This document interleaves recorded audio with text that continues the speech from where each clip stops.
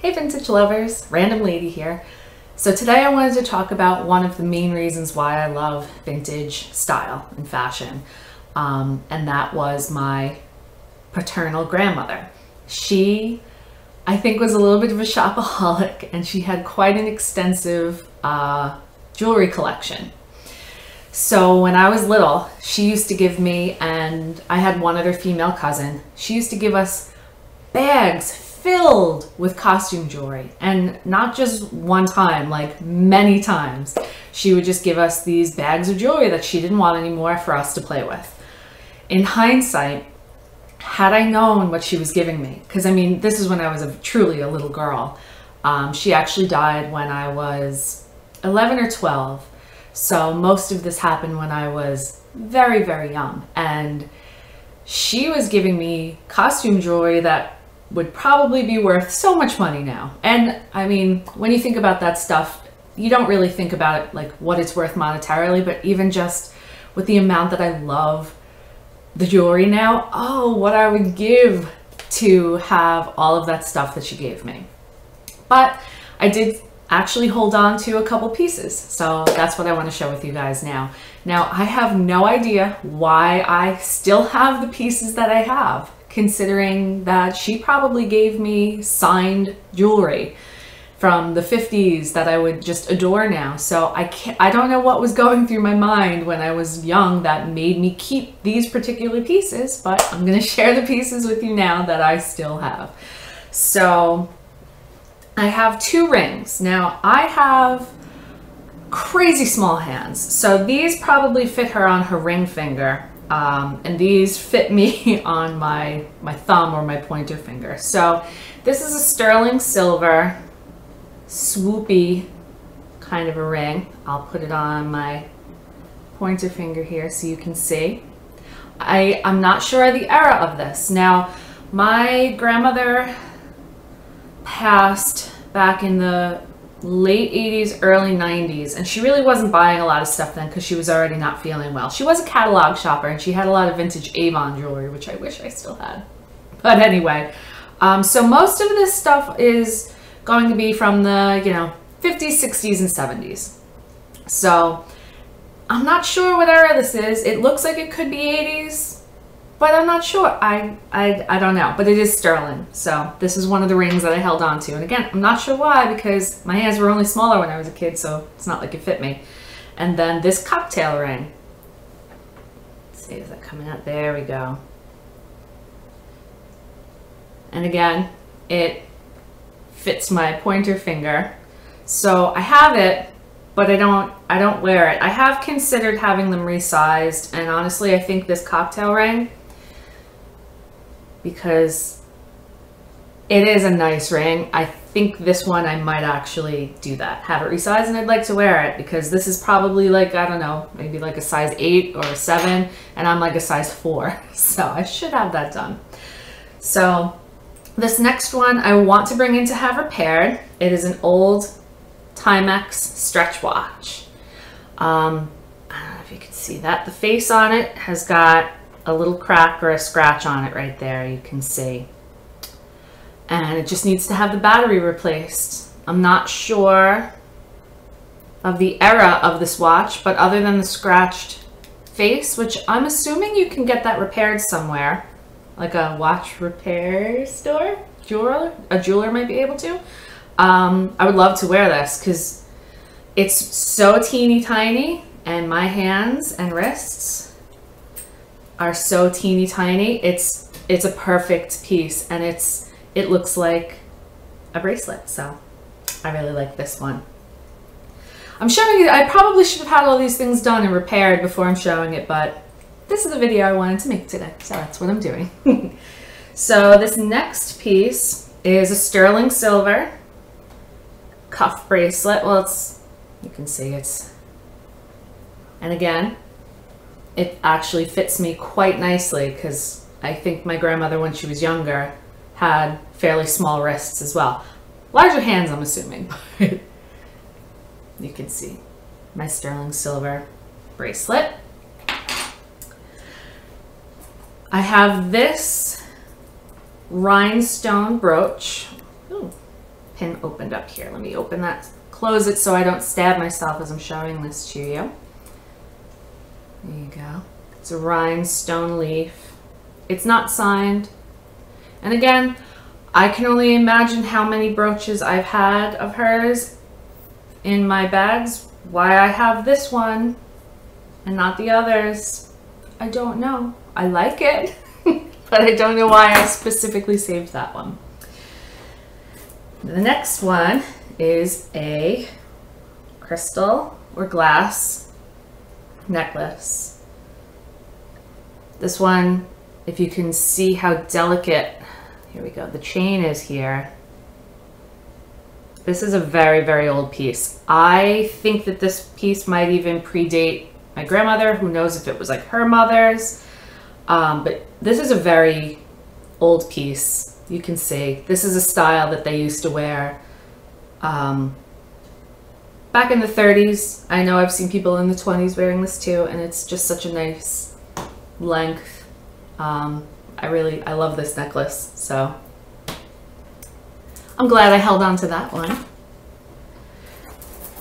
I've also got her 2-strand Aurora Borealis.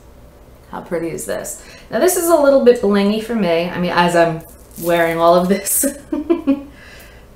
my turban with some bling on it, but I like Aurora Borealis. It's generally not something I wear day to day. This is a little bit fancier, but I actually used to be a dancer, and when I would perform, I used to wear this necklace quite a bit. I bought some earrings to go with it. They weren't originally from my grandmother, but I got something that would match because a lot of the costumes have Aurora Borealis crystals on them. So I used to wear this all the time, especially when I would compete. So I'm glad that I held on to this one. I'm retired, I don't dance anymore, but who knows, maybe someday I'll get back into it again. We'll see. So the next piece is the only signed piece that I still have, and this is a Shirin. And what's interesting about this is how rare Shirin jewelry seems to be these days. Anytime I look up Lisner or Coro or whatever else, you find just like pages and pages on eBay and Etsy, even on Poshmark. I just started selling on Poshmark, so I've been shopping on Poshmark. You'll find all of, you know, the old designers, all the old jewelry designers, but Shirin, you'll only find like a little handful of them. Usually only one page, and usually doesn't even fill up the whole page. So I found that just interesting. So you can see this is, if you know anything about Shirin, he tends to always do the rhinestones, and he tends to always do snowflakes. So you can see this is a snowflake, but what's interesting about this is the color. I've never ever seen another blue Shirin, because I'm looking. Because if I could find a piece to go with this, either earrings or a necklace, a ring, a brooch, anything to match this bracelet, I would love to do it, because as you can see, it actually fits me perfectly. My tiny little hands, and it fits. So it's springtime now, so this is the time of year that I actually like to wear this piece too. So moving on, and pretty much last but not least is this cameo locket. I'm not sure of the date on this. It is not signed. Doesn't have anything on the back. I'm not entirely sure of the metal. You can see it's like a bronzy tarnished gold kind of a thing, but it's, you see the lady's face on this, it is quite lovely. And I still have the old original chain that it came on. It's still in very good shape. So I love this piece. I don't have any good small pictures of them, so I did this years ago and I left it because I thought it was funny. Here's my pictures of grandma and grandpa in there. There we go. So these are my pictures in my locket. I might replace that with real pictures because I think that that would be nice, but I drew that on a piece of paper, ripped it out and threw it in there, so I kind of leave it because it makes me chuckle, especially if I wear this out and anyone wants to see what's in there. I think that's kind of entertaining. So the absolute last piece that I'm going to show you is not worth any money, but when my grandmother died, my grandfather was still alive, and we went down. They were living in Florida at the time, and me and my family, we went down and we were helping them, you know, sort things out. And again, I was very young. I was like 11, maybe 12. I think I was 11. I should find these things out. And I was going through a couple of her things, and at this point she had pretty much given away all of her jewelry, but she had this piece. This is a bracelet that my grandfather made for my grandmother out of a coffee tin.